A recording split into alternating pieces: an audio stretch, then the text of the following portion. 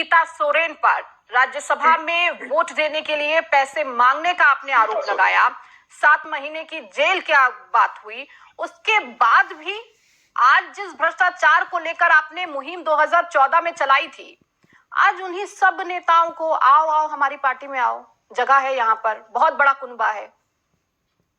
श्याम प्रकाश जी, देखिए 2014 में हम भ्रष्टाचार खत्म करने के आशय से जनता ने हमको चुना, भारी बहुमत से चुना और उसके बाद में अनवरत चुन रही है, क्योंकि हमने भ्रष्टाचार खत्म करने में किसी भी तरीके की कोई कोताही नहीं की।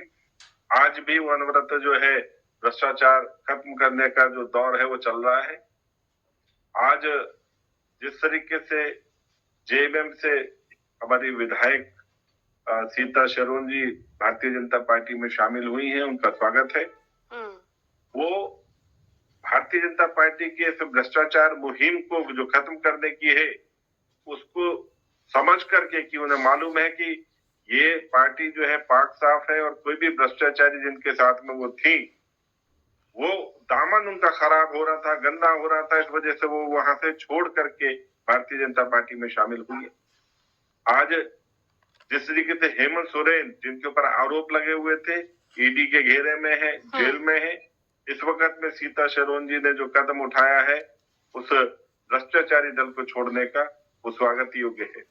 भारतीय जनता पार्टी ने भ्रष्टाचार खत्म करने के साथ साथ जो विकास की पूरे देश के अंदर एक मुहिम छेड़ी और हर जगह विकास का कार्य जिस तरीके से हम लोग देख रहे हैं, इस कारण से अन्य दलों के जो नेता हैं, जनप्रतिनिधि हैं, वो भारतीय जनता पार्टी में शामिल होने की दौड़ में है। शांत प्रकाश जी, आपने कहा भ्रष्टाचार खत्म कर रहे हैं, ठीक है, आपने कहा भ्रष्टाचार खत्म कर रहे हैं।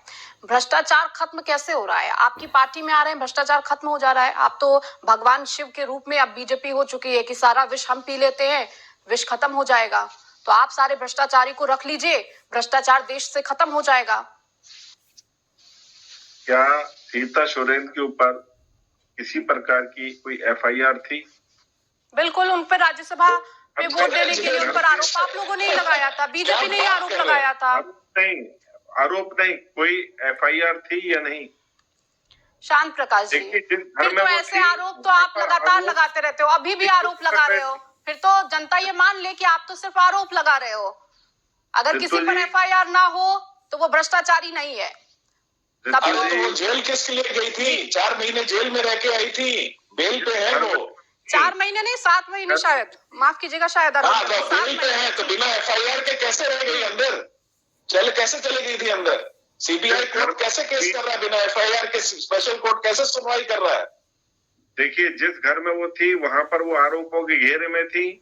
उनको ये मालूम था कि मैं अगर इस घर में रहूंगी तो मैं बर्बाद हो जाऊंगी और मैं इनके भ्रष्टाचार में जो है ये बहाने देने से ये साबित नहीं हो जाता है कि बीजेपी अब भ्रष्टाचार मुक्त देश तो बना रही है, लेकिन भ्रष्टाचार युक्त अपनी पार्टी बनाते जा रही है। कारण से बदनाम थी और इसलिए आज वो भारतीय जनता पार्टी में जैसे शामिल हुई है, तो जाहिर सी बात है कि उनको जो है यहाँ पर सम्मान भी मिलेगा। उनकी भी अंतरात्मा जागी होगी और उन्होंने कहा होगा, उनकी आंखें खुली होंगी सुबह सुबह और कहा होगा बीजेपी अब वहां जाकर शायद भ्रष्टाचार मुक्त हो जाए हम। ठीक है, लौटूंगी आपके साथ।